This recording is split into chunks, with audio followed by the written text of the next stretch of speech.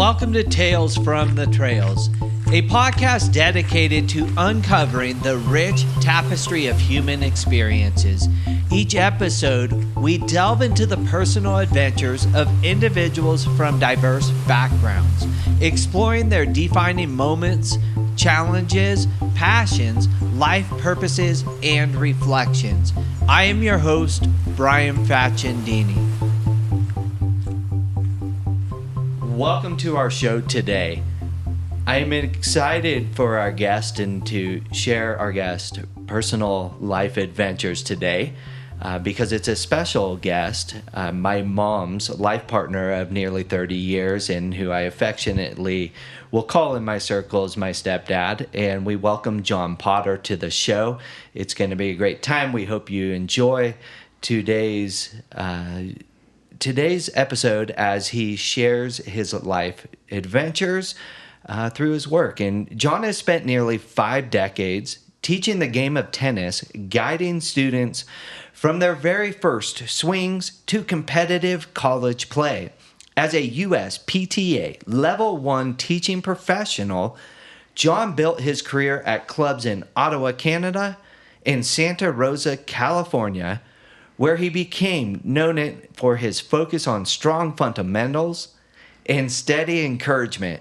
Along the way, he helped shape not only players' skills, but also their character, teaching perseverance, humility, and discipline through sport. Outside the courts, John has spent the past 35 years pursuing another passion, fine woodworking. From dining room tables to an intricate curio cabinet crafted during the pandemic, each piece is both a creative outlet and lesson in patience. Humble, kind, and quick with a bit of humor, John's life reflects a quiet dedication to teaching craftsmanship and family, including treasured moments playing cribbage and FaceTiming with his granddaughters. John, welcome to the show today. Thank you. Cheers. Well, I'm sure others, including myself, are going to be excited to hear your life adventures. I don't know about that, but we'll give it a go. Wonderful. Well, tell us, how did you first get introduced to tennis and what drew you toward teaching rather than competing? I first got introduced to tennis when I was a kid. My dad played tennis, and he would go every weekend and play with a friend, and I would tag along, and while they were playing, I'd go and bat the ball against a backboard. And at the end of their game, my dad would hit with me for a few minutes, and I kind of got into it from there. As far as going into teaching as opposed to pursuing a competitive career was mostly based on not having the ability, number one, to cut it at the pro level. And number two, realizing that my makeup, my nervous system makeup, wasn't suited for competitive tennis. It was hard on me. And a lot of competitive players are somewhat nasty. They're willing to cheat, do whatever they have to win a match. And it was never worth it for me to do that. And so I knew that my makeup wasn't cut out for that competitive lifestyle. And so I went towards the teaching. Yeah, and that makes sense. And knowing you for such a long time, you've held really high moral, ethical standards. And so I can appreciate that that comment, and just to share with others a little bit about that's your true nature and doing things the right way. And that's such a great moral character attribute and a beautiful thing with you. So share a little bit with us. At what age was that you're playing tennis with your dad, and where did that happen to take place? I grew up on Oahu in Hawaii, and my dad and his friend used to go every weekend up to Tripler Hospital, which is a military hospital that had a couple of courts sort of right outside the front entrance of the hospital.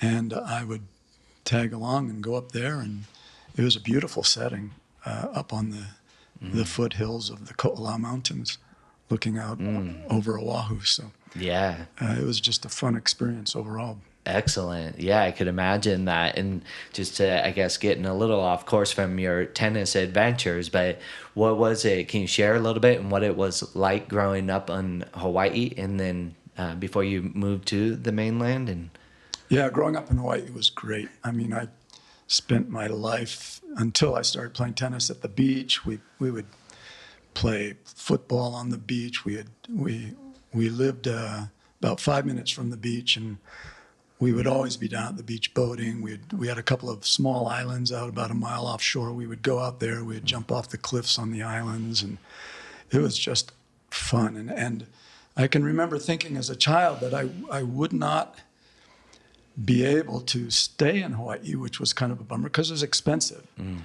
And, I wanted to stick with tennis, so it was hard to make a go at it in Hawaii. So I remember really appreciating my childhood and thinking, this is going to end someday, so I'm really happy that I'm experiencing it now.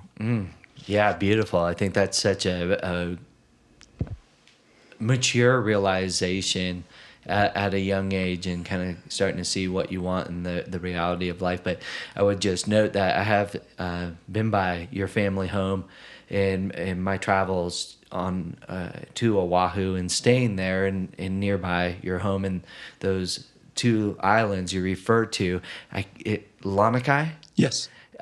So I do remember, but these are two famous rocks and islands that really picture perfect, postcard perfect, that a lot of people share it through social media. But anyways, that side note, I digress. So do you remember the moment you realized tennis could become your career? Not really. I think somewhere at the end of high school, I can remember sitting down and having a conversation with my folks and telling them that, I would like to stick with the teaching. I played on a Junior Davis Cup team in Hawaii, and the top couple of players from each age group would go and travel the U.S. and compete. And I was just below the top couple of players. So the person that ran the team was a Canadian that ran some junior camps up in Canada in the summer and an adult resort. And so he invited some of the older tier 2 players up to teach tennis up there for the summer.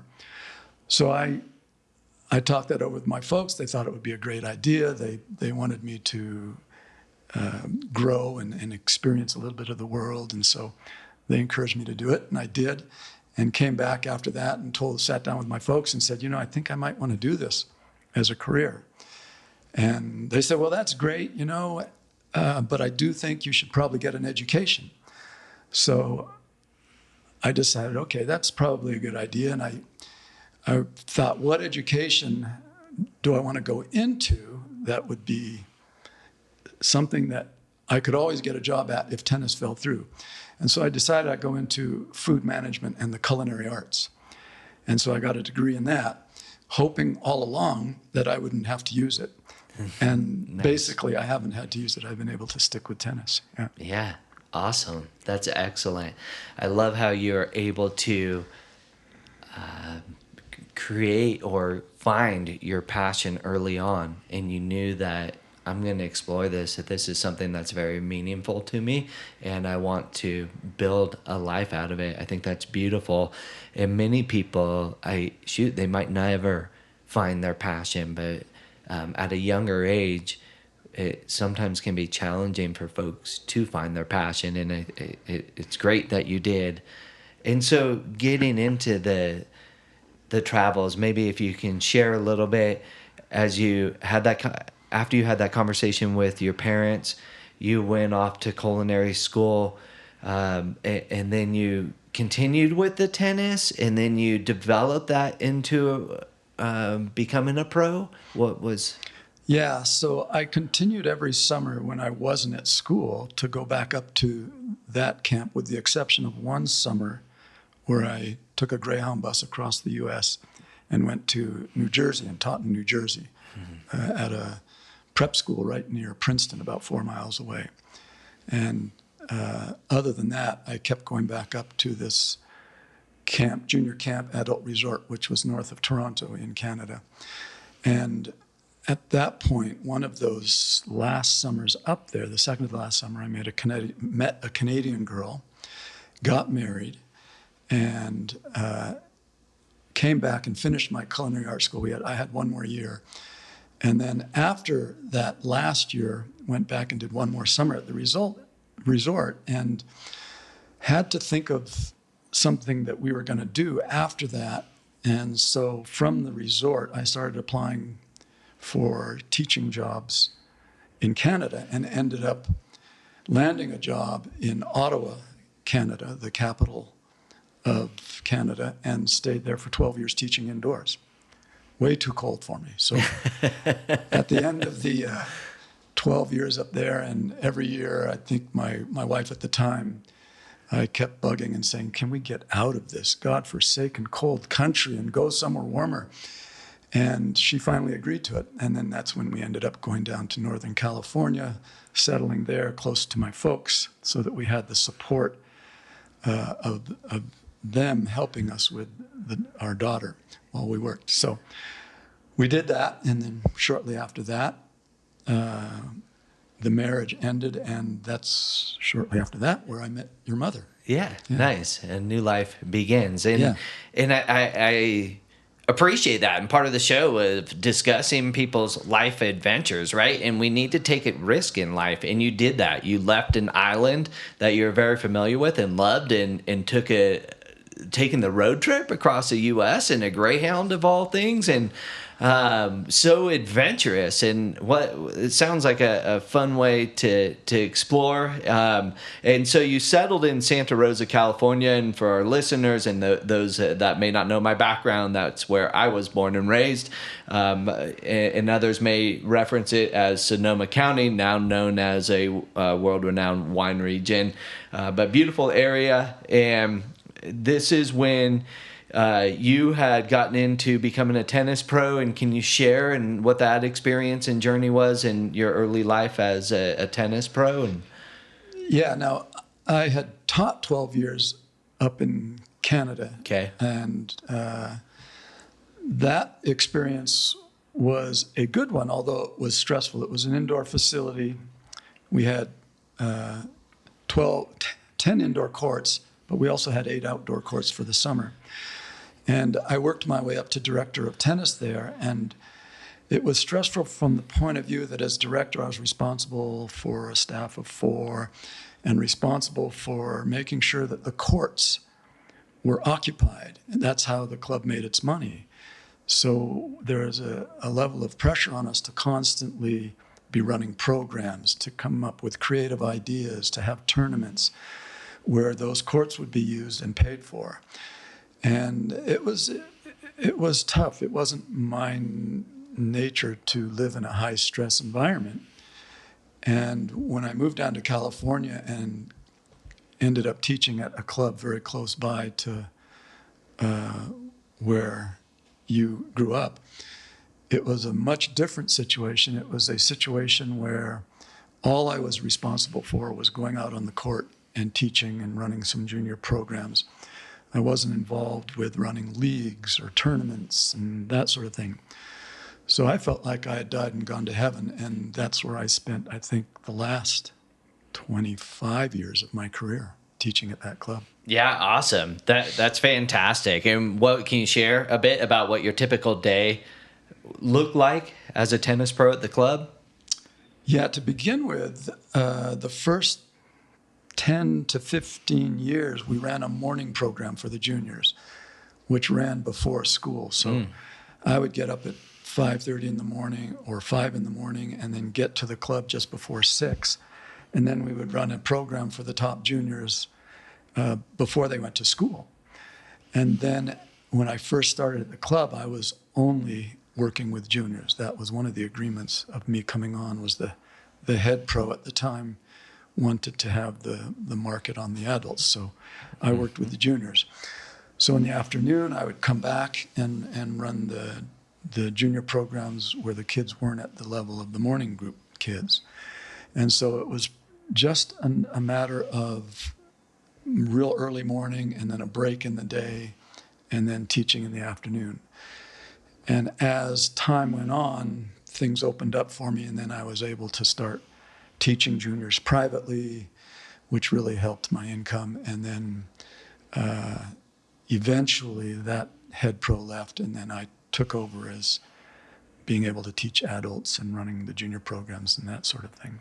That was about 15 years into you. Yeah, probably around, I started there in 92, so probably around 2003, I would say, maybe 11 years later. Nice. Yeah. Took over the full program. That's awesome. And I can respect your dedication to these kids and getting up at such early times to help them improve their skill set and abilities and dedication, most certainly. And I remember times in which you were getting up early to teach some of the high school students and be able to help elevate their game as they competed in high competition throughout the high school systems in Northern California and beyond. So can you share a bit in how you approached teaching beginners compared to the more experienced players? Yeah, I suppose with teaching beginners, you're going over the real fundamentals, the turn, the footwork, how you move to the ball, how you set up, what the strokes should look like. And you're much more in a fed ball called a dead ball situation, where you feed the ball out of your hand to the student and then they're hitting, because that's much more controlled. And then as the juniors progress and they get stronger, you're doing less of the dead ball situation and you're working more with a live ball that's going back and forth between the student and myself, and working more on, when you should hit which shot, what type of shot you want to hit when the ball comes at you this way. A bit more strategy. Yeah, when the ball's spinning that way. And then even at a higher level, then you're talking about strategy, and when you do this to this opponent, to that opponent, and when you would be a serve and volley, or when you might stay back, all that sort of thing. Yeah. As the levels get stronger. Nice. Excellent. And so was it easier teaching maybe the concepts, or just was it more fun teaching beginners versus the more experienced players? They both had their positive sides. I always enjoyed teaching the more advanced players because they're able to do more. So it's not as repetitious and repeating myself over and over and going over the mundane stroke production over and over. But it makes sense. At the same time, it's very physical and was tougher on my body working with the advanced player. And with the beginner, obviously, when I'm just feeding out of hand, it's not as physical. Yeah. And you're getting to know somebody that you haven't known before. You're getting to meet a new person and what they're like, and get, that was fun too. So they both had a lot of positives. Awesome. Thank you for sharing. And so with that, you had the private lessons, the clinics, and youth programs, and I recall you taking, some of these teams to other locations across the state and competing at high level. Did you have a favorite type of lesson or program out of that and what you were doing? Yeah, probably that advanced level program. And in the summers, you mentioned we would go compete. We would take groups of kids and go to different tournaments, and we would book motel rooms and stay with the group of kids, and we would put a group of 3 kids in one room and group another 3 kids in another room, and I would have to go through at night and make sure all the kids were in their rooms, and trying to keep track of the kids, making sure they weren't getting too wild. Yeah. I enjoyed that. And then we would spend the next day or two every day just at the tournament site, watching the kids compete and supporting one another. It was fun. That was a good time in my life. Yeah. Awesome. That sounds great. And So what's one story of a student's breakthrough that still sticks with you today? Oh, boy. That's a good question. I suppose the one that sticks out, I don't have as much of a connection to, but it was still an exciting journey for him, obviously, and for me to watch. There's a professional player named Sam Query, and he started at our club, and he was in my group clinics as a young child. His mother actually worked at our club, kind of as an assistant manager to our manager. And they ended up moving away a couple years later, and you don't think anything of it until all of a sudden you hear word back that he's doing well nationally as a junior. Yeah. And you go, wow, oh, that's cool. That's cool. He's doing well nationally as a junior. That's great. Hey, I helped teach that guy. Right. And then all of a sudden, he's number one in the nation. He's done well, and he's going to turn pro. And then you're excited about that. And you're, oh, cool. And then all of a sudden, he's doing well as a pro, and he's making top 20. And you're going, yeah, that's great.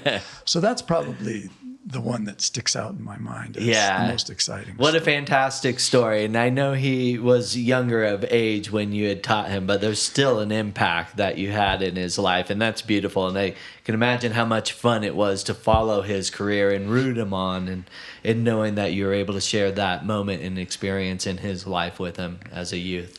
Yeah, no, it was fun following his path. Yeah, what a great story. And did you ever have a challenging student or situation on the court that taught you an important lesson? Oh, boy. I would say I had a number of them. We had a guy by the name of Nestor Burnaby, a very good player, but I remember Nestor. Very hyper, very energetic, and he was constantly getting into it with other juniors, and I can remember having to pull him into the office and sitting him down and going, come on, Nestor, you're our best player. You've got to set an example. I mean, it's just not cool that you're doing this.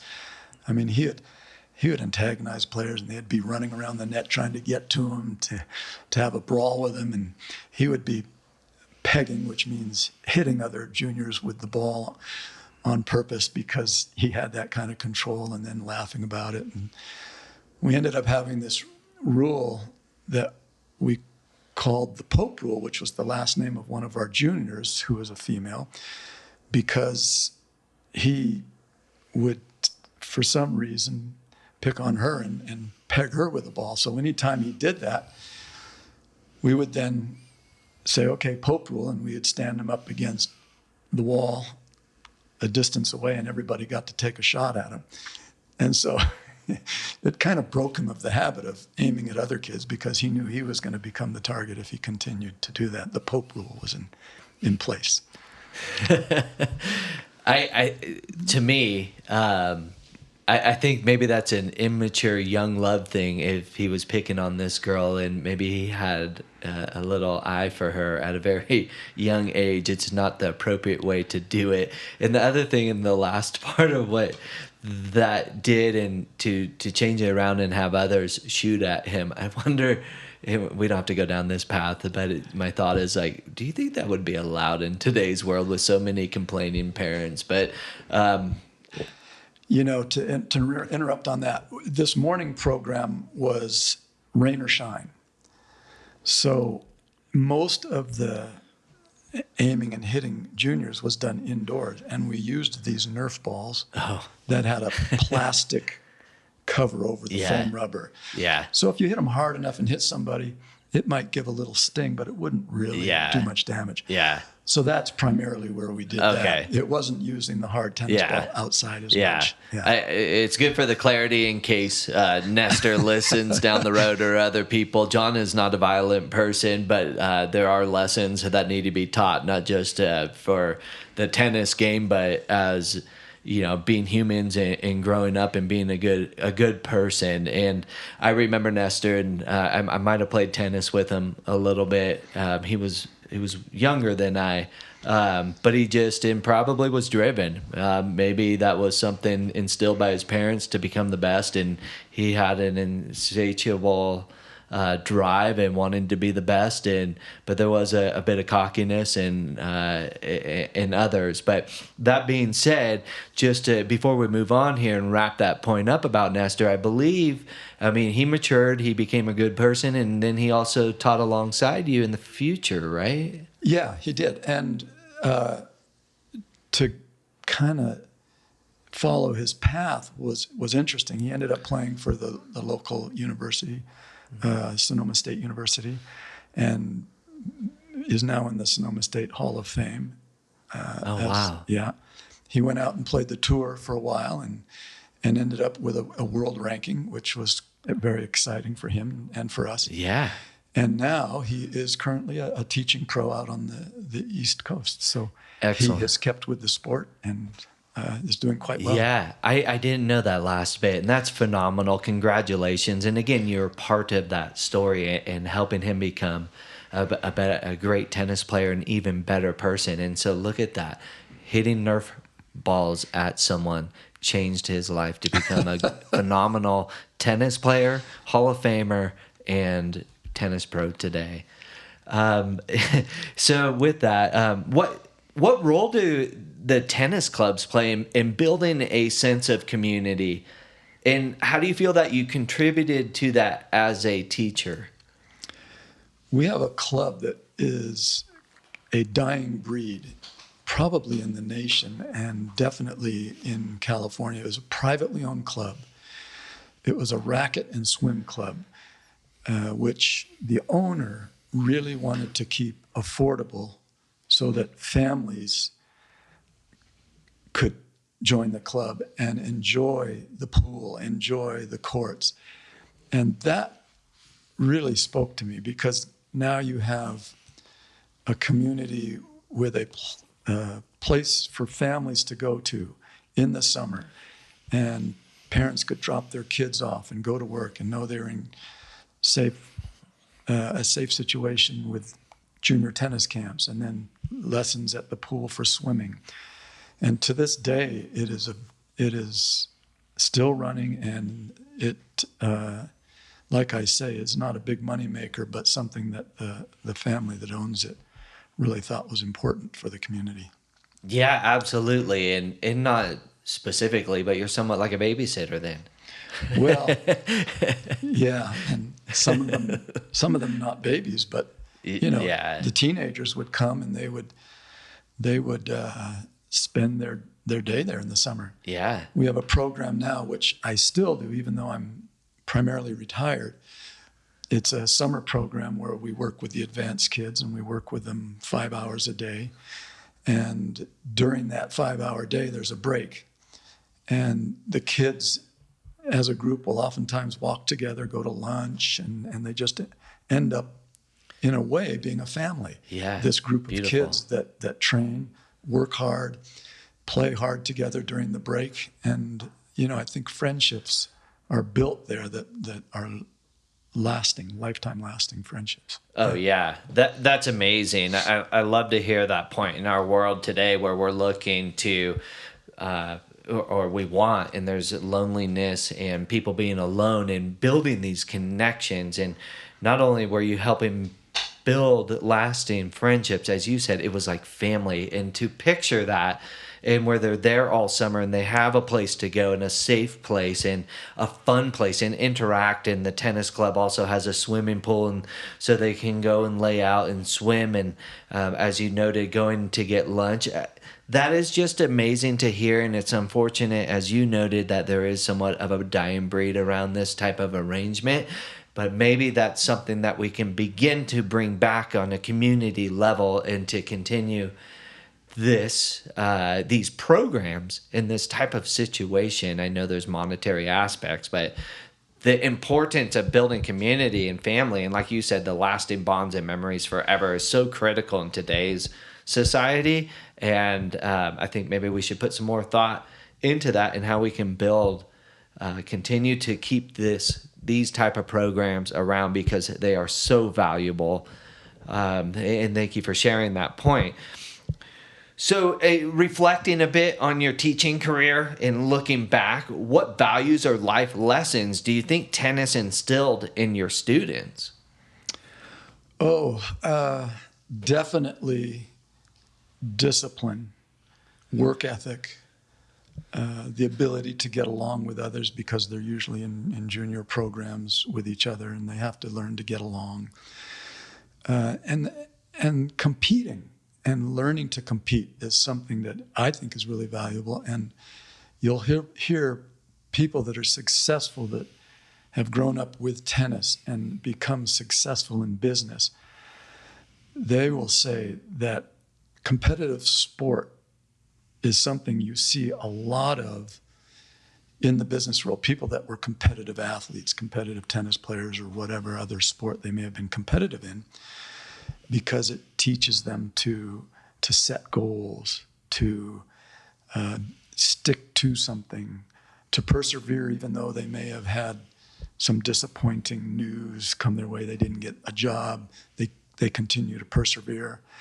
And that competitive nature to want to be the best at what they're doing. So it has a lot of benefit, I think, for people as they get older.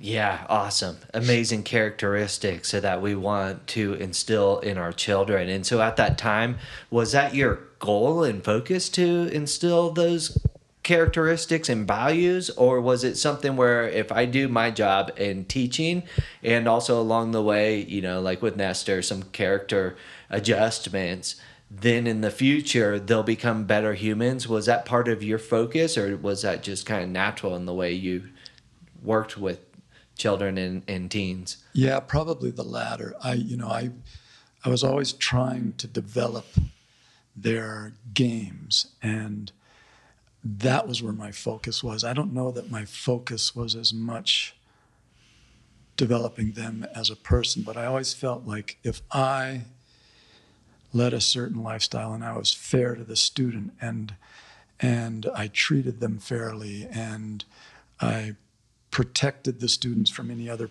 students that may have been making fun of them, I always felt that if I did that sort of thing, that it would be an example in the long run for them. As they got older, they would realize, okay, maybe this is how I want to treat humans. Maybe this is the way I should be as a person. So there's maybe a bit of that. Yeah, beautiful sentiments. And again, as we alluded to at the beginning, your high level integrity resonates with others, and it's so valuable, and especially in a world today where they're, from from the top down or influencers, there's not as much integrity held. And I think that's when I take a look or think about our family, it's, your values fit in very well in our family, holding high levels of integrity, honesty, being trustworthy, and it's just fantastic. And these children, were lucky to have you as their coach and teacher. In wrapping up a reflection with your career, what do you consider your proudest accomplishment from your years as a tennis teacher? Wow. Oh boy, I think my proudest moments are when juniors come back to visit the club and they come and they seek me out. That to me is the best feeling. Just, I'm getting choked up. Yeah. So. And we're in person together, and he's drawn a tear, and we'll leave it at that. That's so beautiful. Congratulations.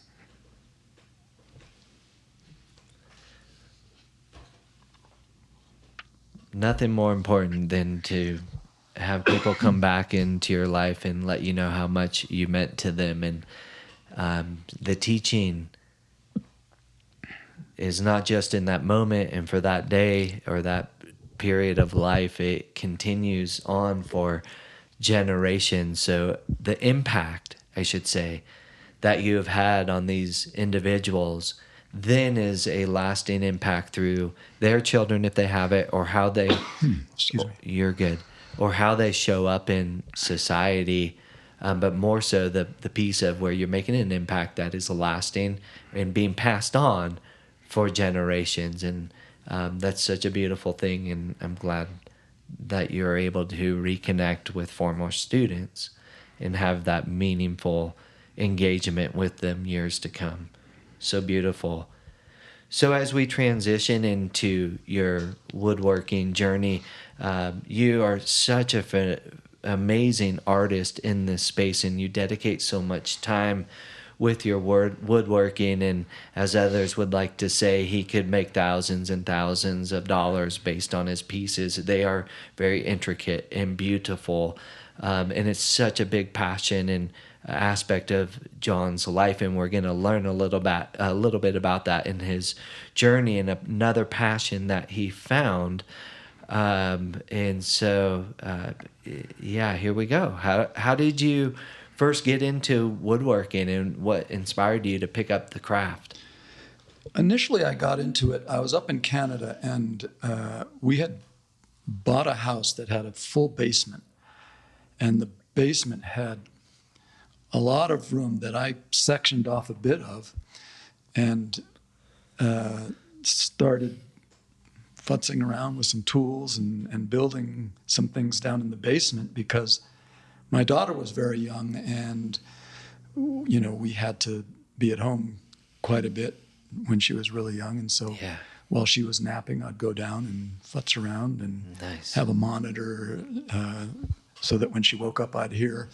And that's how I initially got into it. And then once we moved to California and I was close to my father, I ended up sharing the garage with him. And he had also enjoyed woodworking. He was an architect, kind of a funny train of the way things went. My grandfather was a woodworker carpenter that then became an architect, and my father was an architect that then became a woodworker as a hobby. My great-grandfather came over to Hawaii on a boat from England, and he was the woodworker on the boat. Wow. And so it kind of runs in the family, and that might be why I got interested in it, as I had been exposed to it. Wow. I think I recall you sharing that, but I'm glad that you have shared with the community and I get to hear it again. And that's a pretty phenomenal family history and story. And so it was your great-grandfather that came over on a boat from England. Yes. Wow, what a journey. Yeah. And one just kind of a funny story about that is, because he was the one with the tools, if people had a dental problem on the boat, he was the dentist. He had a pair of pliers. Oh, no. I heard stories from my father that, he would take slivers of wood and put, I don't know if it was turpentine or whatever, on the wood, and put that up in the gums to numb that area, to deaden that area, and then pull people's teeth with the pliers. So that was just kind of a fun story about his life. Wow. So there's a long history of woodworking and craftsmanship in your family. Yeah. That is awesome. Very cool. By chance, do you have any tools that your great-grandfather used? I have one or two tools that my grandfather used, and I don't know where he got them from. They may have been as old as my great-grandfather's as well. But what happened was, as we were growing up, and my grandfather had passed away, my grandmother, who lived on, had his workshop was still there, and there was a gardener, we think it was the gardener, that took an interest in those tools and had access to that workshop, and the tools gradually started to disappear. Oh, no. And so most of the tools that were my grandfather's disappeared at the hands of, we think might be the gardener at the time. So by the time my dad realized that and got in there was just a few tools left over, which obviously he held on to, and then once he passed, I took over those tools. So. Yeah. Oh, shoot. Well, that's unfortunate, but I'm glad that you have some tools to hold on to the family heirlooms and memories. Do you remember your first project what it was and how you felt to finish it? Oh my gosh, I'm embarrassed to say because I look at it today and go, wow, I've come a ways. Anyway, it was a wine glass holder and wine bottle holder, freestanding piece of woodworking, and we used it. It worked, but now that I look at it, it's quite a simple piece, and it's made out of, a lesser quality wood. I didn't know anything about wood at the time, but it was a start, and I was proud of it at the time. That's awesome. That's so cool. And so I think of share. Can you tell me more about that evolution and when you look at that first piece to where you are today, and maybe share with our guest what that journey looks like or what the lessons are from understanding where you were and how far you've come? Yeah, when I built that piece, I finished it and I was proud of it, but at the same time, I went, I could do better next time. I know I could make another piece, and I would make this change and make that change. So I built a little silverware cabinet holder, and it had drawers. It was the first time I had attempted drawers, and it was better, but definitely still not anything to write home about. And I have to say I'm just a hobbyist. I'm not at the level that some woodworkers are, and I've always admired really, really fine woodworking. And I'd go to these woodworking shops that they have in Northern California, where the pieces are just beautiful artwork. And I always said to myself, I want to get there. I want to get to that point where I can look at that piece and just go, wow, that is close to what I looked at that studio where I saw that beautiful piece of art. And for others to understand, this is what you're hearing is John's very humble side. He is a humble man, and our family would say he is one of the most gifted woodworkers around. So anyways, carrying on with that. Nice of you to say it, although I question that. So through the tennis club, there was a guy that I met who was a decent tennis player, good level tennis player, and he was a woodworker as a profession. Nice. And I was a tennis teacher as a profession and a woodworker as a hobby, and we kind of hit it off together. And he would talk to me about tennis, and then I would ask questions about woodworking, and he really helped me evolve into a better woodworker. Yeah. And before I met him, it was my father who, when we worked in the garage together, right, would help me, and we'd knock heads together on things and figure things out. Sure.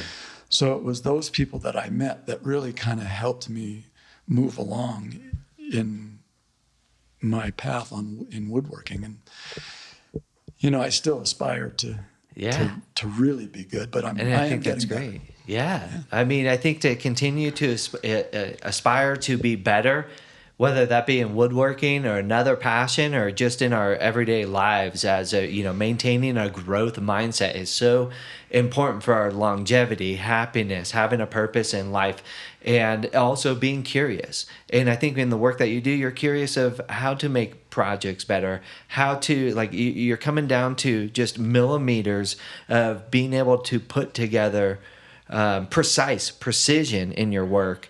And that's an aspect of being curious. And I also, with that friendship that you developed with the other woodworking pro, and think about this craft and skill has also helped create connection, human connection, friendship, and maybe a micro community, but you could be tapping into a larger community as a whole with woodworking. And again, a focus of our show, and so beautiful to hear. So as we discuss the craft a little bit further, let's explore that. And can you share what types of projects do you enjoy making most? Practical pieces, artistic work, or a mix of that? I definitely like the finer things. I like fine furniture. but it's getting to the point where your mom's house is so packed full of fine furniture. She's saying enough. So that Lovingly, she loves every piece and adores it. So I'm going to have to start farming out to other people's homes, I think. But so I like that. I've recently done a dining room table and chair set. That was a nice challenge. And when I'm in between projects, I'll go in the garage and I'll make a little box that has wine stoppers, and I'll turn the wine stoppers and have a box that holds them. And these are things that I can give out as gifts if I, run into a situation where I need a gift for somebody right away. And, just things to keep working on my skills that way. Yeah, nice. Have there been any projects that challenged you in ways that you didn't expect? I think that I did a dining room table for your sister. And I remember that. It was a slab of wood, walnut slab of wood. And it was going to be partially live edge. It was going to have epoxy rivers through it and rivers and lakes in it. And I had to flatten the slab of wood and then pour the epoxy. And when I got the slab of wood, I was told that it had been 2 or 3 years since it had been cut, so I assumed that it was going to be dry enough.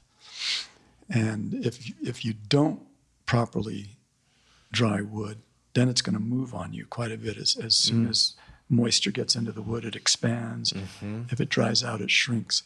So I made this beautiful tabletop for her and finished the table. Had somebody that I met through a friend do the metal base for the table, gave it to her, and then a year later, she gets in touch with me and says it's all moved. And so the epoxy had cracked away from the wood a little bit, and the table had warped. And so that was a great lesson and kind of a disappointment. So that was probably my most challenging thing. Yeah. As I was building it, I was constantly having to try to reflatten it.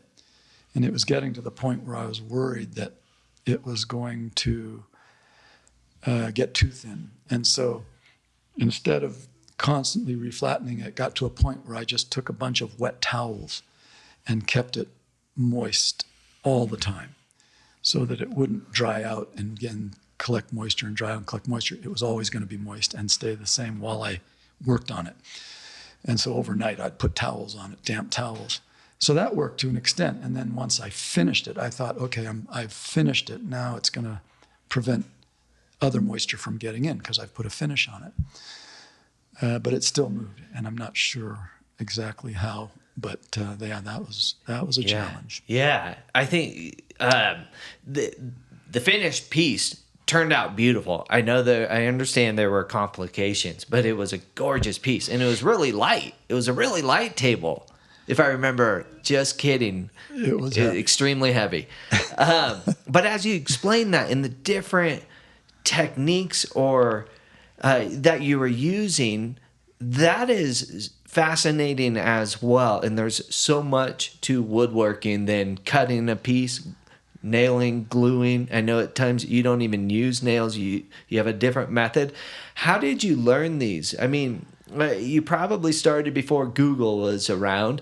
I know that you've had some woodworking books, but how did you learn to, like in this table example, to put damp cloths over it? And yeah, the first time I realized that wood was moving and I had to do something about it, I had built a blanket chest and I was doing dovetails on all 4 corners of the blanket chest. So I did my first corner, got the dovetails to fit nicely, and I worked my way around and did dovetails on all the other corners. By the time I got back to my first corner and tried to dry assemble this before I glued it, the first corner no longer fit because of the expansion and the contraction of the wood. So I'm beside myself because, it was an expensive amount of wood that I had spent. So I said, okay, it had cupped, it had dried out and cupped. I said, how am I going to get that cup to relax?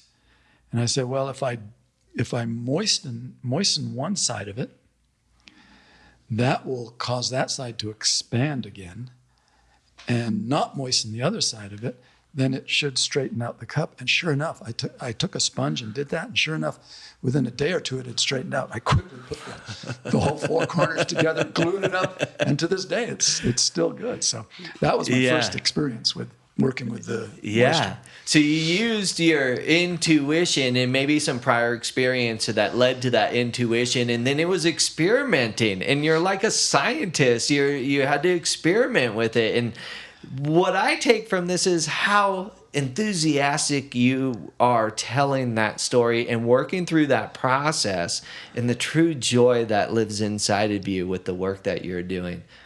Well, that's the fun thing about woodworking, and especially because I don't do this professionally. I don't have to worry that if I screw up a project, I'm going to make a customer really upset. So it's all just for my self-satisfaction and having a piece of artwork that is going to be in the house.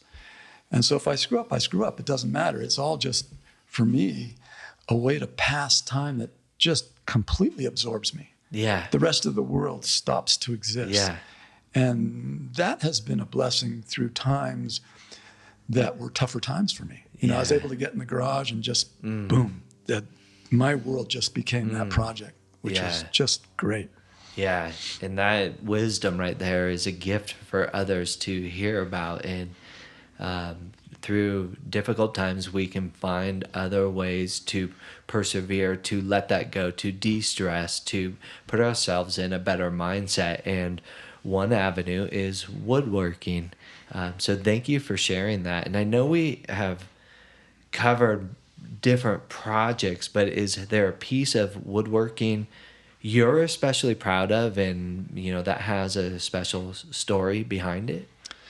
You know, in your introduction, you talked about that curio cabinet, and that is one of the projects that I've done that actually came out.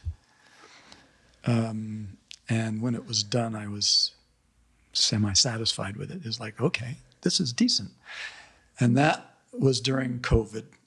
And I had all sorts of time because the club pretty much shut down. As you can imagine, we're a tennis club is somewhere where people are really close proximity to one another. Yeah. So it shut down for a couple of months, and I was able to get in the garage and really work hour upon hour on this thing. And it came out quite well. It has glass doors. I worked with glass and made some glass doors for it. Magnet latches on the doors, and the doors have a bit of a curve to them, and the curio cabinet stands. It's a freestanding curio cabinet, not one that attaches to the wall, and it stands on these tall stilt legs. And I was just really happy with it, and I got the stamp of approval from your mom too. So. And I knew it was decent. Awesome. What use do you guys have it with today? How is that? Your mom had a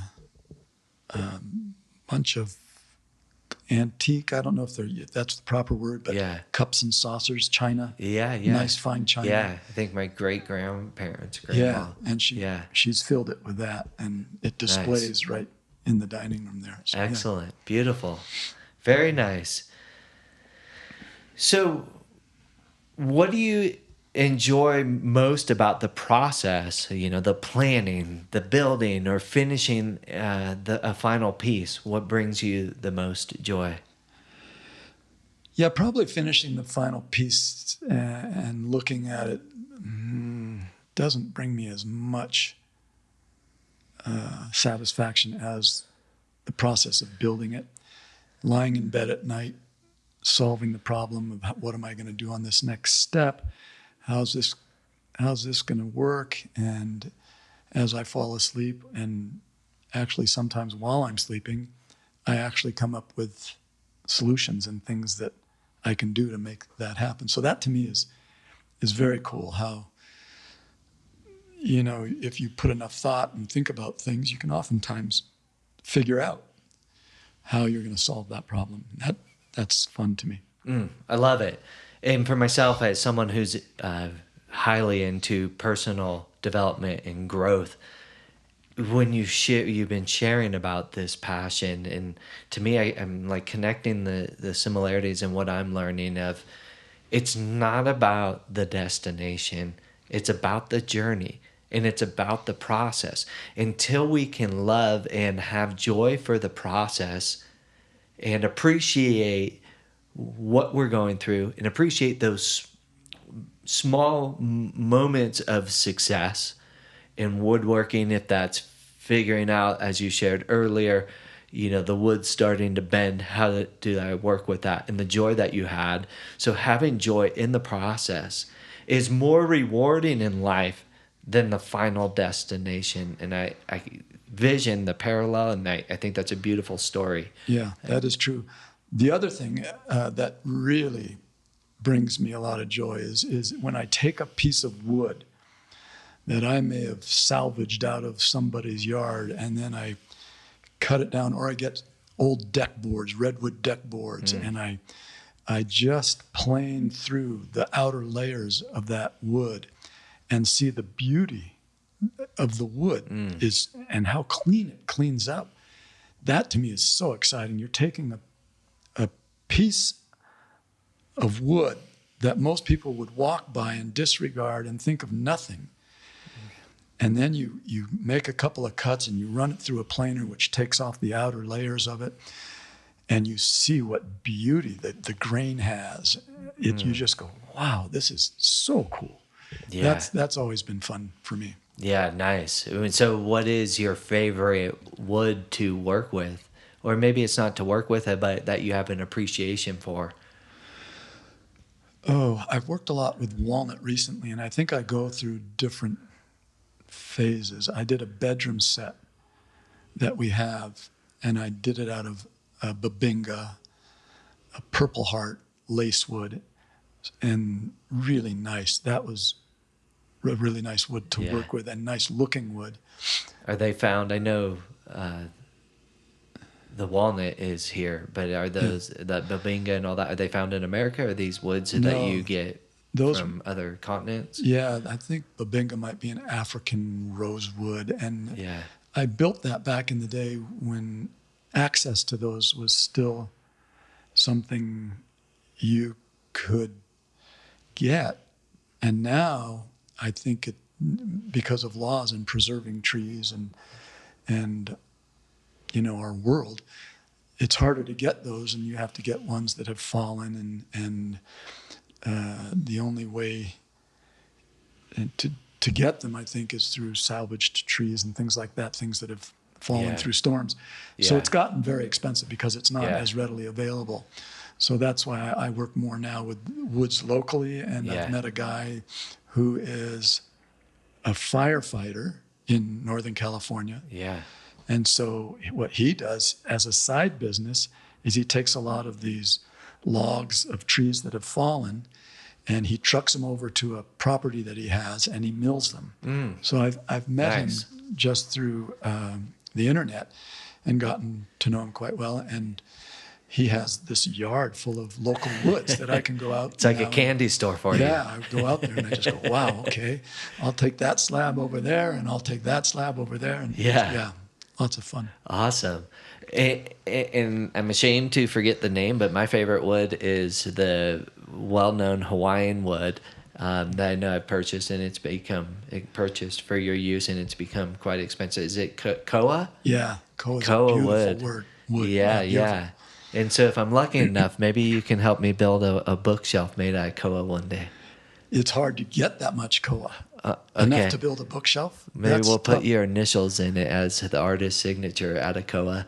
Some of the koa that you gave me, I've built small things like a clock that sits upon the mantle.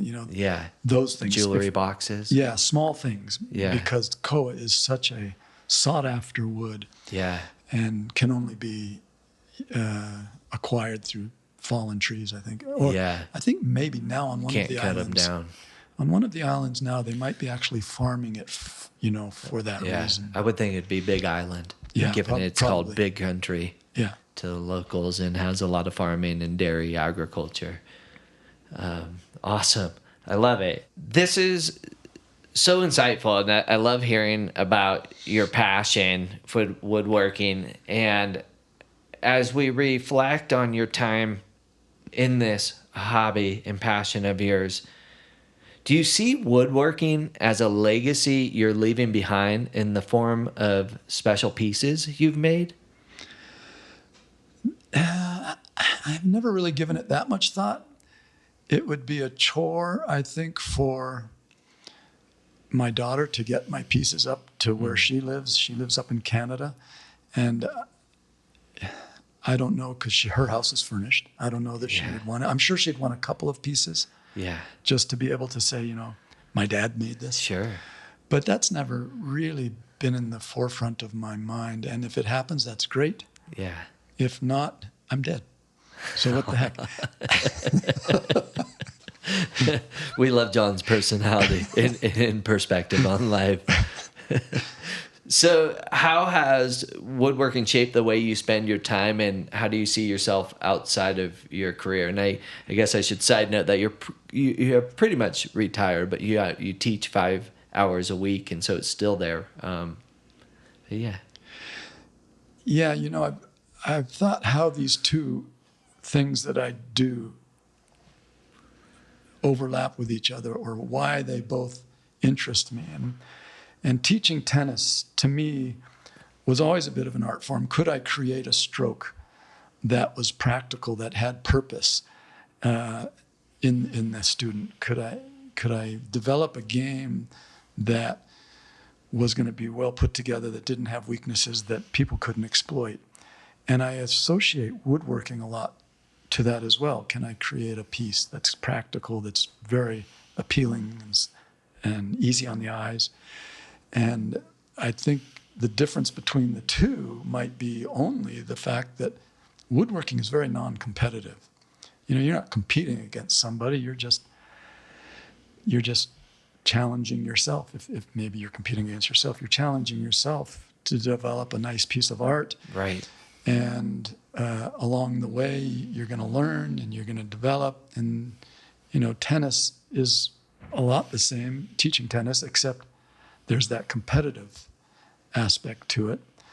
Not only from the student having to learn how to compete, but from the teaching pro's point of view, which I never liked, was you're competitive with the pro that's at the club next door, or the other pro that's at this facility.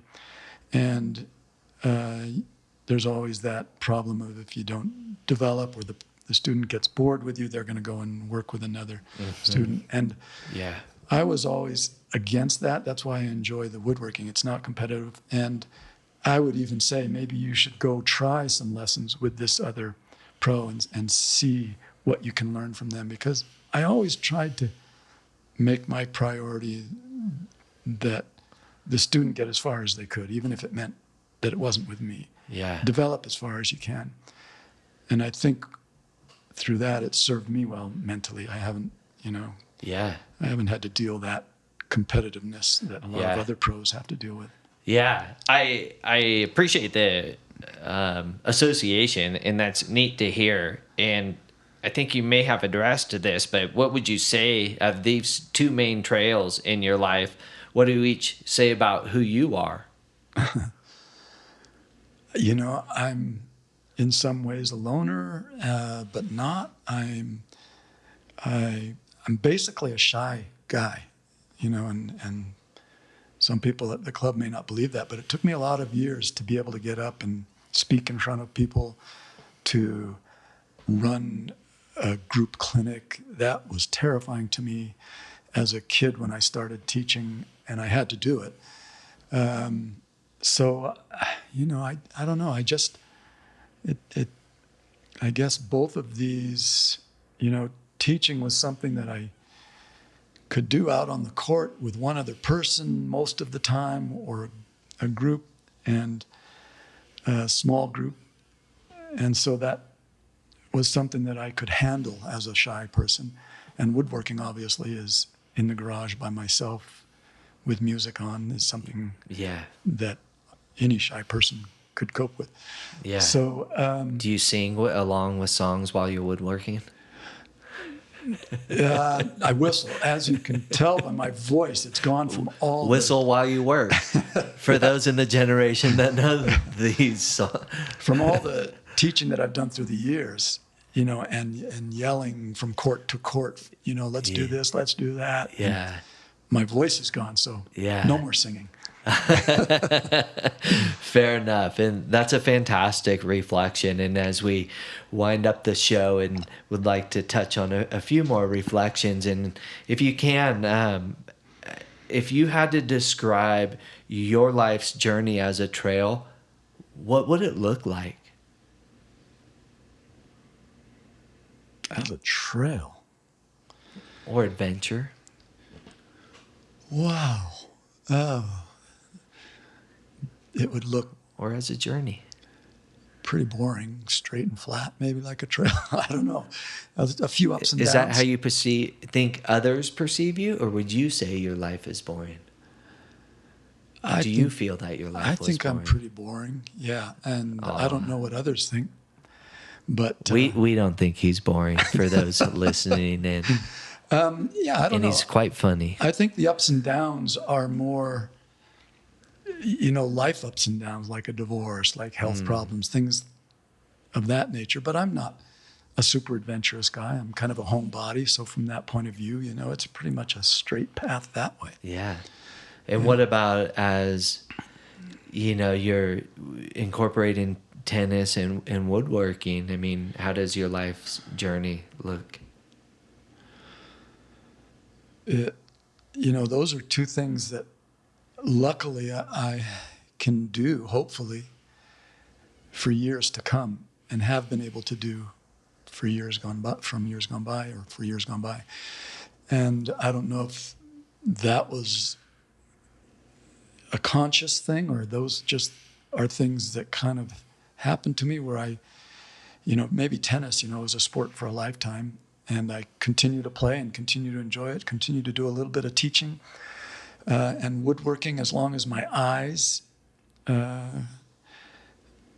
can see well enough to do the woodworking, yeah, I will continue to do that because it's so satisfying. So yeah, beautiful, yeah. Amazing. And so as we wrap up the show today, what wisdom or advice would you want to share with listeners about following their passions, whether in work or hobbies?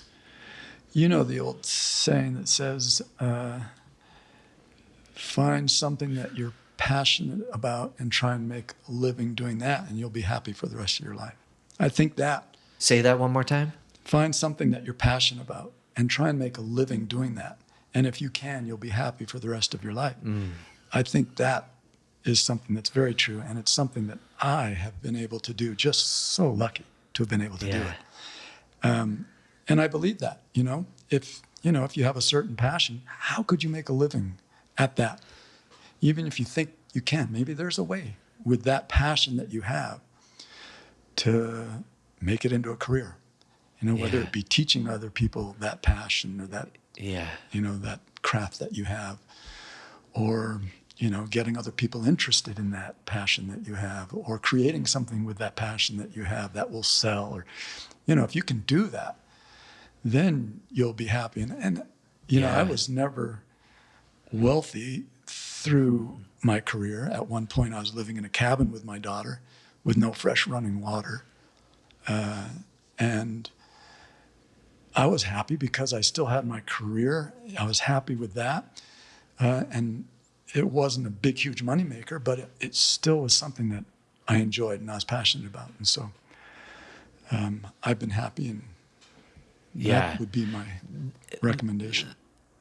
That is probably the best advice anybody could share, especially if you're younger and looking to, grow your life, or maybe you're leaving the parents' nest for the first time, or whatever it may be. If you're in midlife career change, or even if you're in your, retired, finding a passion is so important. But what he had shared there is it doesn't matter how much money you're making. It is about the love, the passion for what you do, and it's going to bring the most fulfillment and joy in one's life. And I continue to impress this upon our youth because in today's society, especially with social media, it is all about the bling. And whether you've got a Lamborghini or a Toyota Prius, and that is not what life is about. And John is a living example of what it is like to live your passions and the joy that you get in life and not about the money. And that is such amazing wisdom. And thank you for sharing. I hope everybody enjoyed today's show. We were able to listen into John's adventures in his through his career and his hobbies. And this man is a beautiful human being and has made a lasting impact in the lives of others. And also being able to do what he loves in the passion of woodworking and share those gifts of fine furniture and other pieces with others. And I hope that you've gained some inspiration today to follow your passion, to look to and explore. If you don't know what your passion is today, to go and chat with people that may be into woodworking, into teaching tennis, or whatever it may be. Explore, learn from others, dive in, find what really truly resonates with you in the love, and it won't feel like work. It will bring so much joy in life. And John, thank you for being here today and sharing your life adventures with us. It's been so great to have you. You're very welcome. That was fun. Excellent. With that, we hope everybody has a wonderful day. And until next time, take care.